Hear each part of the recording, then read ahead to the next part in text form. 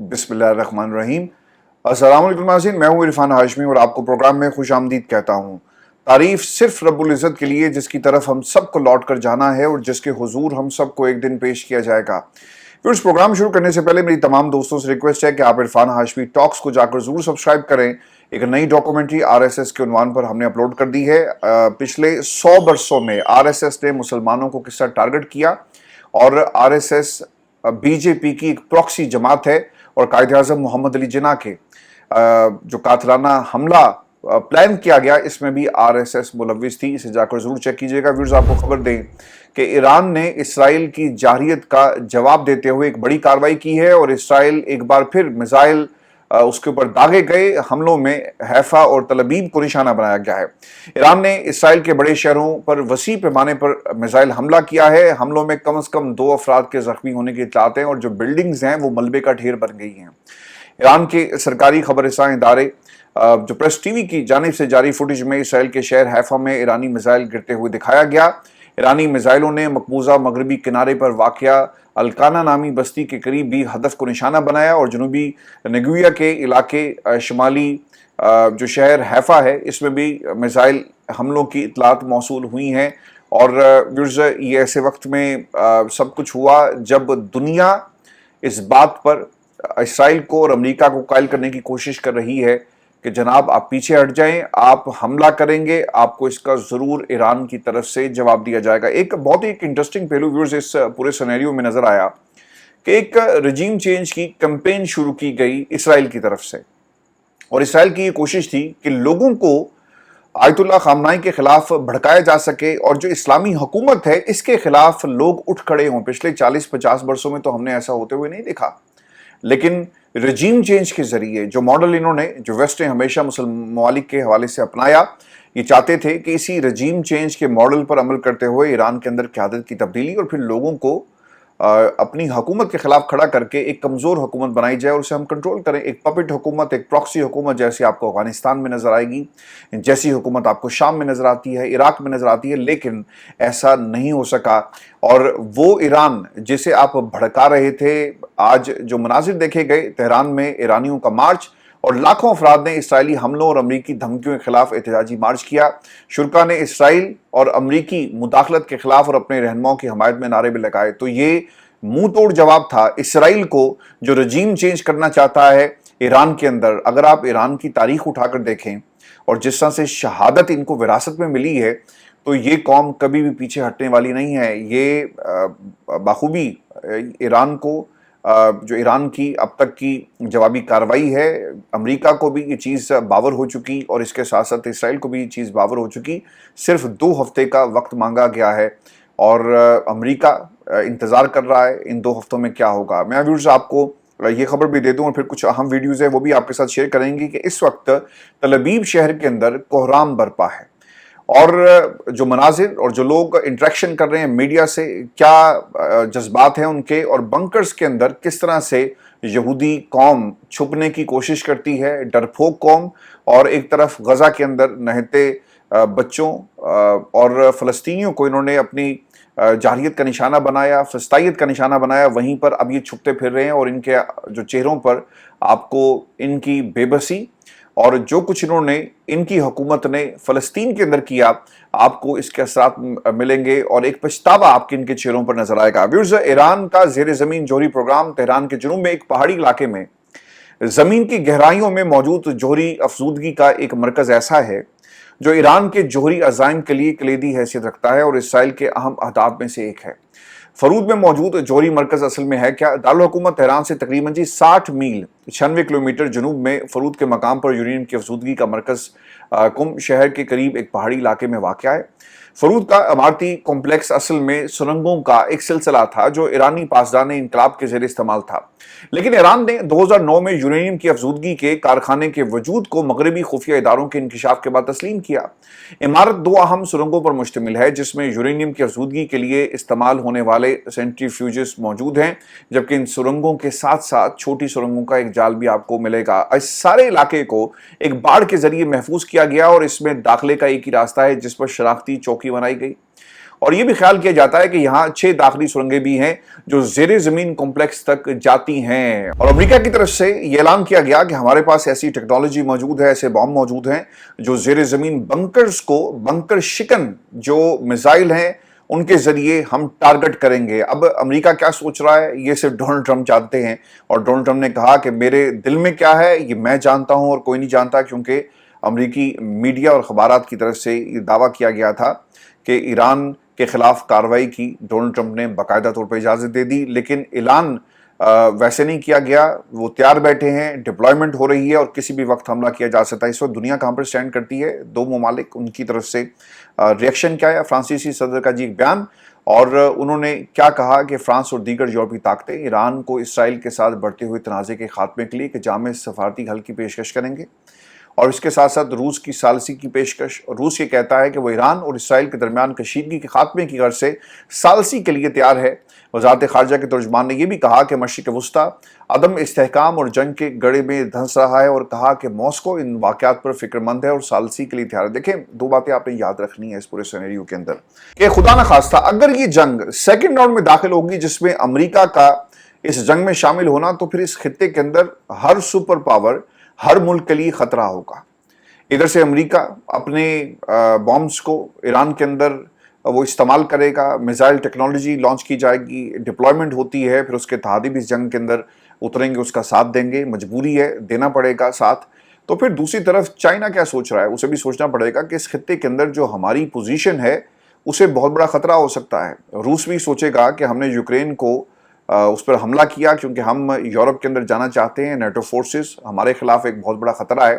تو یوکرین وہ battle ground تھا جہاں پر ہم نے پورے یورپ کو، امریکہ کو ایک طرح سے ٹکر دی، اور اگر اسرائیل ایران کے اوپر حملہ جاری رکھتا ہے اور امریکہ کی مدد سے یہ حملہ جو ہے وہ طول پکڑتا ہے اور ایک ایسی جنگ میں کنورٹ ہو جاتا ہے جس کا انجام اسلامی حکومت کے خاتمے پر ہوگا، تو پھر وہاں پر ایک ایسی حکومت ہوگی جو امریکہ کی، اسرائیل کی اور ویسٹ کی پراکسی ہوگی، اور پھر وہ کیا کریں گے؟ وہ آگے آہستہ آہستہ بڑھیں گے، آگے پاکستان، پھر انڈیا اور چائنا، پھر آپ کی سالمیت خطرے میں بڑھ جائے گی۔ اسی لیے ثالثی کا کردار ادا کیا جا رہا ہے، چین کی طرف سے بھی آفر کیا گیا، اس لیے کہا جا رہا ہے کہ ہم ثالثی کا کردار ادا کرنے کے لیے تیار ہیں۔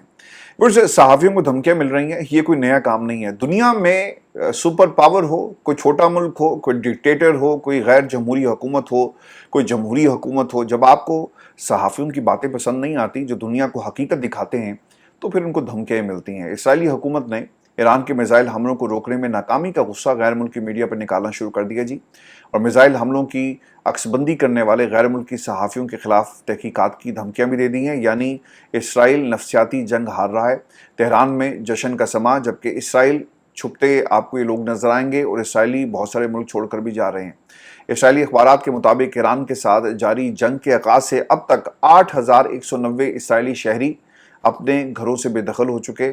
میزائل حملوں سے عمارتوں، گاڑیوں، ذاتی اشیاء اور دیگر سامان کو پہنچنے والے نقصان پر 30,000 سے زائد جو کلیمز ہیں وہ جمع کروائے گئے، اور یہ نمبرز آپ کو بتائیں گے کہ وہ کس طرح سے ملک چھوڑ کر جا رہے ہیں۔ کچھ ویڈیوز ہیں، میں آپ کو آگے چل کر یہ بھی بتاؤں گا، اور پھر کچھ ویژولز بھی آپ کو دکھائیں گے جو بلسٹک میزائلز ایران کی طرف سے فائر کیے گئے، لانچ کیے گئے، اسرائیل پر جا کر ہٹ کیے، ان کے ایکسکلوسیو مناظر بھی، اور پھر آپ کو میں جو اس وقت رپورٹ کر رہا ہے اسرائیل کا میڈیا تل ابیب شہر کو، وہاں کے کیا مناظر ہیں یہ بھی آپ کو ہم دکھائیں گے۔ ریویوز میں آپ کو اس سے پہلے ہی خبر دے دوں کہ مصطفیٰ فلسطینین ایک پولیٹیشین سے پیئرس مورگن کے پروگرام میں چلے گئے، اور پیئرس مورگن کے بارے میں آپ کو پتا ہے کہ یہ ہمیشہ سے ویسٹ اور یہودیوں کے لیے ان کے جو جذبات ہیں وہ پوری دنیا کے سامنے ہیں۔ اب پیئرس مورگن کو کہتے ہیں کہ شٹ اپ تاکہ میں بات کر سکوں، انہوں نے لائیو پروگرام کے اوپر نے شٹ اپ کال دے دی، اور پھر دھجیاں اڑا دی ہیں اس بیانیے کی جو ویسٹ مسلمانوں کے خلاف اور فلسطینیوں کے خلاف بنا رہا ہے۔ وہ یہ کہتے ہیں کہ میں یہ کہنا چاہتا ہوں کہ جو غزہ میں آپ دیکھ رہے ہو وہ ایک جینوسائیڈ کا فیل ہے، 12,000 بچے مارے گئے، اور 19 سال کے نہیں ہیں۔ آپ یہ کہتے ہیں نا کہ یہ 19 سال کے ہوں گے، 18 سال کے ہوں گے، 17 سال کے ہوں گے، لیکن اگر آپ ان کی عمریں چیک کریں، یہ 5 سے 6 سال کے اور 3 سال کے بچے ہیں جن کے نمبرز یہ شیئر کیے جا رہے ہیں۔ اسرائیل دودھ، آٹا اور کھانے پہنچانے سے روک رہا ہے، یعنی تمام آپ نے بیریئرز لگا کر بچوں کو مرنے کے لیے چھوڑ دیا، اور آپ جو امداد ہے ان تک پہنچنے نہیں دے رہے۔ یہ 2 سال کے بچے ہیں۔ میں 30 اسرائیلی بچوں کی ہلاکت کے خلاف ہوں، چونکہ وہ بار بار کمپیریزن کر رہے تھے نا کہ جو 30 بچے یہاں پر مر گئے आप उसको कैसे देखते हैं जो तुमने हजारों की तादाद में वहां पर बच्चे मारे? बच्चे सर कहीं पे भी मरे, चाहे उनके मरे चाहे यहाँ पर जिस तरह से फलस्तीन में जो कुछ हुआ, नस्लकुशी ये लोग कर रहे हैं, जो कुछ हिटलर ने जर्मनी में किया फलस्तीन के अंदर भी सब कुछ हो रहा है। ये कोई डिफरेंट नहीं है। आज नेतन्याहू जो कुछ फलस्तीन के अंदर करता रहा और कर रहा है, उसके अज़ाइम दुनिया को रोकने पड़ेंगे। आप कहते हैं ना कि ये दहशतगर्द हैं, और जो आलमी दहशतगर्दी इस वक्त इसराइल की तरफ से की जा रही है, इसके ऊपर भी ऑब्वियसली दुनिया को अब अपनी आवाज उठानी होगी।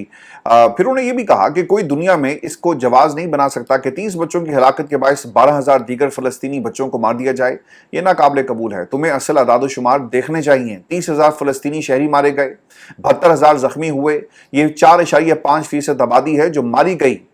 और अगर ये अमेरिका में होता तो तुम 12 मिलियन लोगों के बारे में बात कर रहे होते, यानी उनको मार दिया जाता। तमाम यूनिवर्सिटीज तबाह कर दी गई, 70% शहरी हैं जो मारे गए, 36 में से 30 अस्पताल आपने तबाह कर दिए, और वो फलस्तीनियों को भूख और मुहासरे से मार रहे हैं।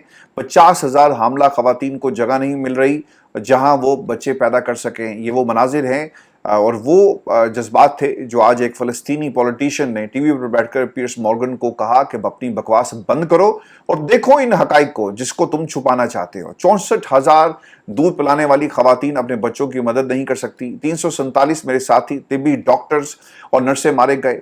वो फ़लस्तीनियों को गोली मार रहे हैं जब वो खाना लेने की कोशिश कर रहे होते हैं। ये जंगी जराइम है जिसे किसी सूरत भी माफ़ नहीं किया जा सकता। व्यूअर्स, ये वो तमाम फिगर्स हैं। मैं आपको ना आगे बढ़ने से पहले एक और विजुअल, और जो बहुत ही तकलीफ दे था, और ये विजुअल्स हैं जी एक बच्चे के फ़लस्तीन में से। आई एम नॉट श्योर कि ये आर्टिफिशियल इंटेलिजेंस से बनाया गया है, लेकिन जिस तरह से उसकी आंखों में आंसू, आपको ऐसी तस्वीरें बेतहाशा, ऐसी तस्वीरें, ऐसी वीडियोस आपको मिलेंगी जो फ़लस्तीन के अंदर रिकॉर्ड की गई, जिन सहाफ़ियों ने रिकॉर्ड किया आज वो भी अल्लाह को प्यारे हो गए, जिसमें वो रोकर कह रहा है, वो नन्हा सा मासूम सा बच्चा क्या कहता है कि, और वो गज़ा भी कह नहीं पा रहा, उसके अगर आप वो ट्रांसक्रिप्शन देखें वो गज़ा भी सही से कह नहीं पाता। आप ये सुने इस बच्चे ने क्या कहा, फिर बात करते हैं।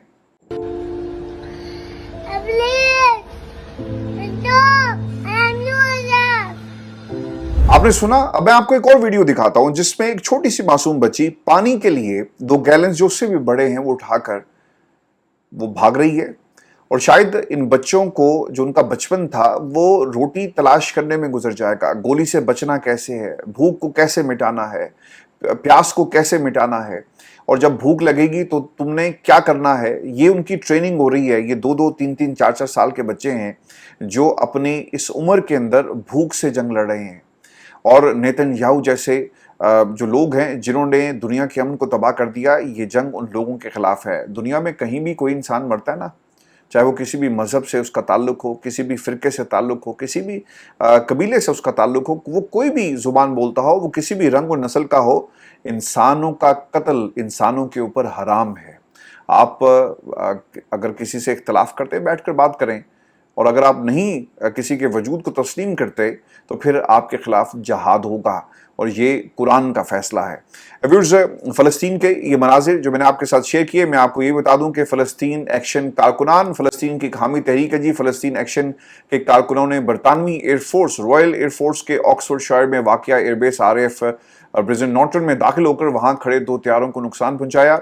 और वीडियो में देखा जा सकता है कि 2 लोग स्कूटर्स पर, जो इलेक्ट्रिक जो स्कूटर्स हैं उन पर रॉयल एयरफोर्स की रिफ्यूलिंग के लिए इस्तेमाल होने वाले तैयारों तक पहुंचते हैं, और फिर आग बुझाने वाले आलात के ज़रिए इन जहाज़ों के टर्बाइंस इंजन में लाल रंग का स्प्रे किया। उन्होंने कहा कि तैयारों को नुकसान इसलिए पहुंचाया क्योंकि बरतानवी एयरफोर्स इसराइल को कार्गोज भेज दें, जासूसी करने और इसराइली तैयारों की रिफ्यूलिंग करने के इस प्रोसेस में वो शामिल हैं। व्यूअर्स, ये तो ऑब्वियसली एक वाक़या हुआ है इंग्लैंड के अंदर।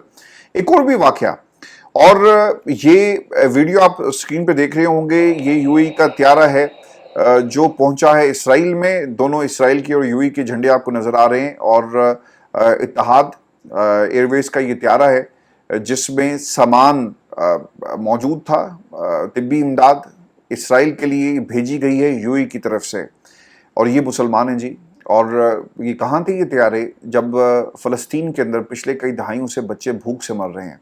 पिछले 20 महीनों के अंदर जो कुछ हुआ दुनिया इसको देख रही है, लेकिन ये जो यूएई की एड पहुंची है फ़लस्तीन के लिए नहीं बल्कि इसराइल के लिए, कोई इसके ऊपर सवाल पूछेगा इन तमाम मुस्लिम दुनिया के ठेकेदारों से जिन्होंने इस्लाम का झंडा तो पकड़ा हुआ है लेकिन असल में इनका दिल जो है वो सूहनी क़ुव्वतों के साथ धड़कते हैं।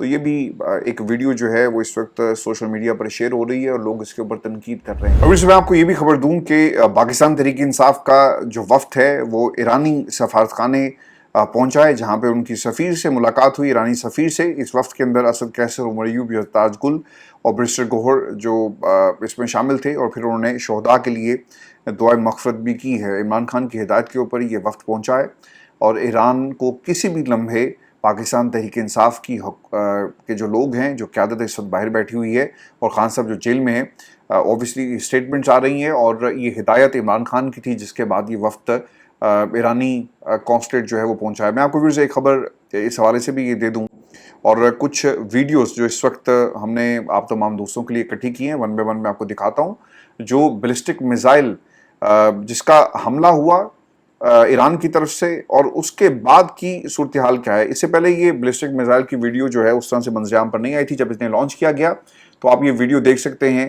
कि किस तरह बैलिस्टिक मिसाइल जो हैं उन्हें लॉन्च किया गया और फिर वो देखते ही देखते टकरा गए इसराइल की सरजमीन, और फिर उसके बाद वहाँ पर जो तबाही हुई है। एक वीडियो जिसमें खातून मलबे के ढेर के पास खड़ी है और उसने रोते हुए अपने घर के हवाले से हकाइक जो हैं वो बयान किए और वो कहती है कि इस जगह पर मेरा घर मौजूद था जो इस वक्त मलबे का ढेर है।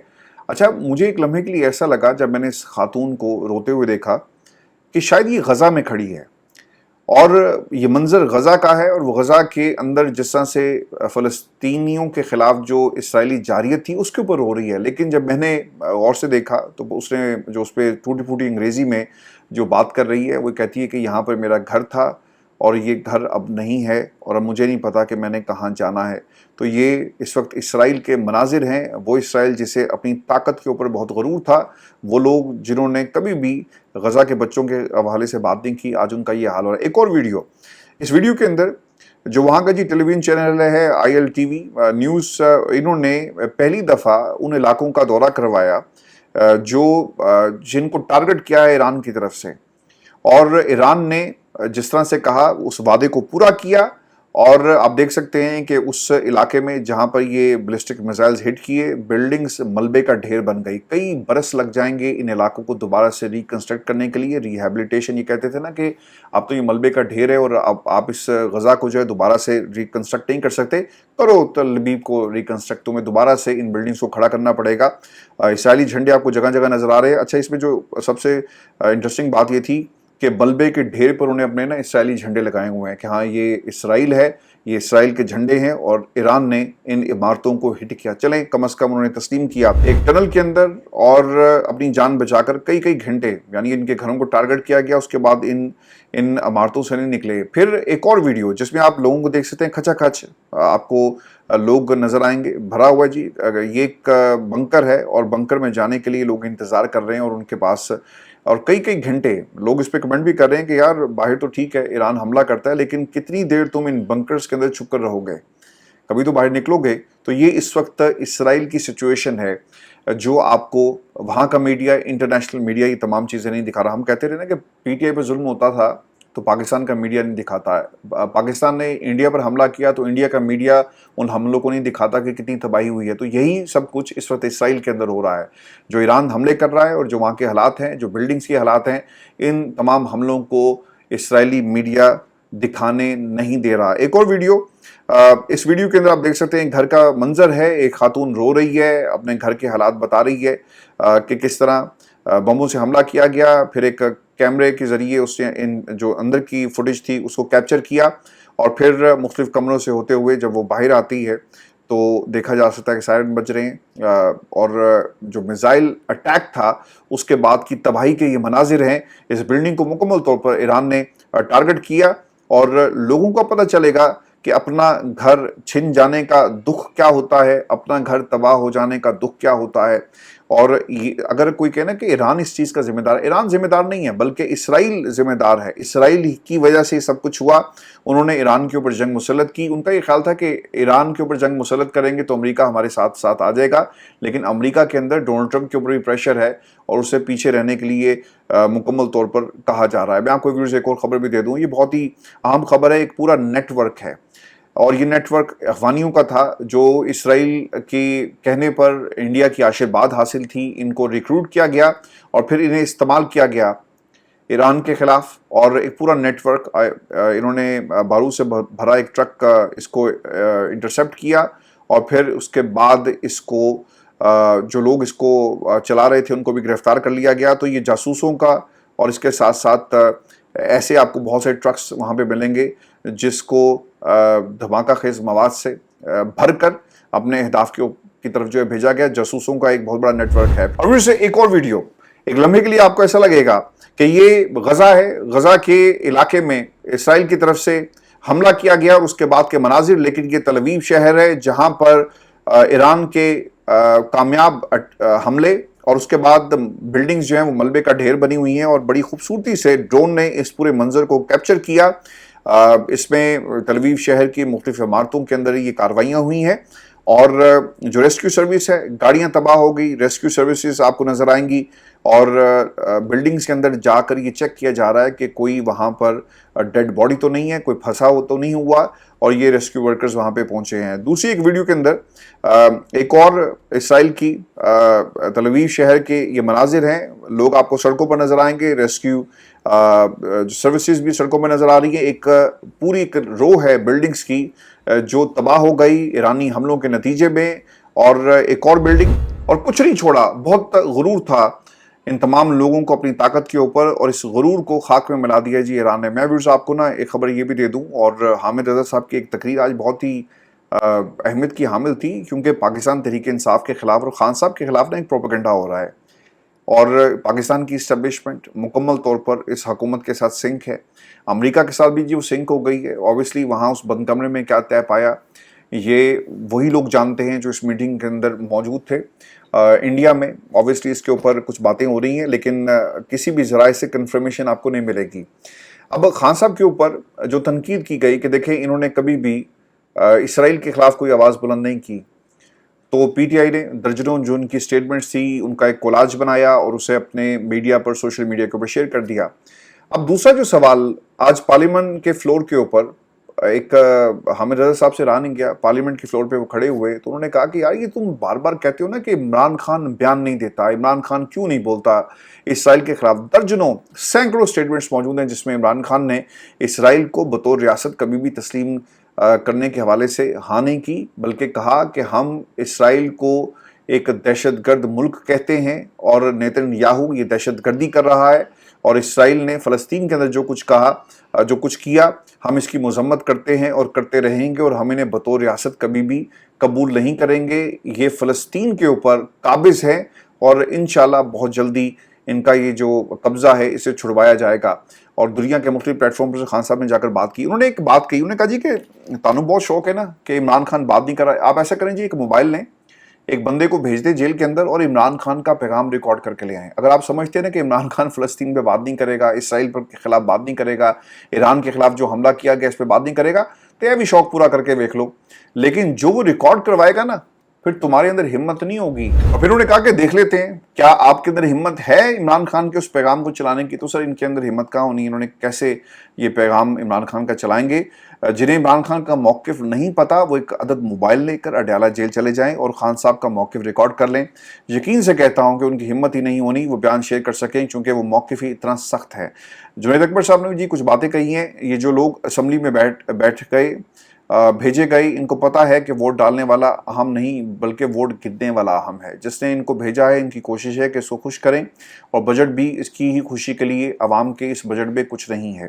میں مطالبہ کرتا ہوں کہ ججز کی تنخواہیں بند کی جائیں اور ان بڑی بڑی عدالتی بلڈنگز کو یونیورسٹیاں بنا دیں۔ میں ان ججز کی ماؤں پر حیران ہوں کہ جنہوں نے ان جیسے بچے پیدا کیے جو انصاف نہیں کر سکتے۔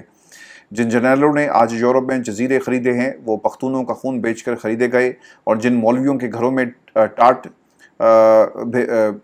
بھیجے تھے وہ آج پختونوں کا خون بیچ کر लैंड क्रूजर में घूम रहे हैं। एक इंतहाई अहम सवाल है, इसको अभी प्रोग्राम में शामिल करते हैं और फिर आपसे इजाज़त चाहेंगे कि बाबर स्वाति साहब ने, क्योंकि ये केपी के बजट का मामला था, उन्होंने कहा जी कि खान साहब का हुक्म नहीं आया और जब तक हुक्म नहीं आ जाता तब तक खैबर पख्तूनख्वा का बजट पास नहीं होगा, लिहाजा आज किसी को कट मोशन पेश ना ही किसी को कट मोशन पेश करने की इजाज़त दी जाएगी। इमरान खान की हिदायत के बगैर बजट मंजूर ना करने का फैसला अक्सरियती है और यह आइन और कानून के मुताबिक है। जब तक इमरान खान का हुक्म नहीं आता खैबर पख्तूनख्वा असम्बली का सूबाई बजट पास नहीं होगा।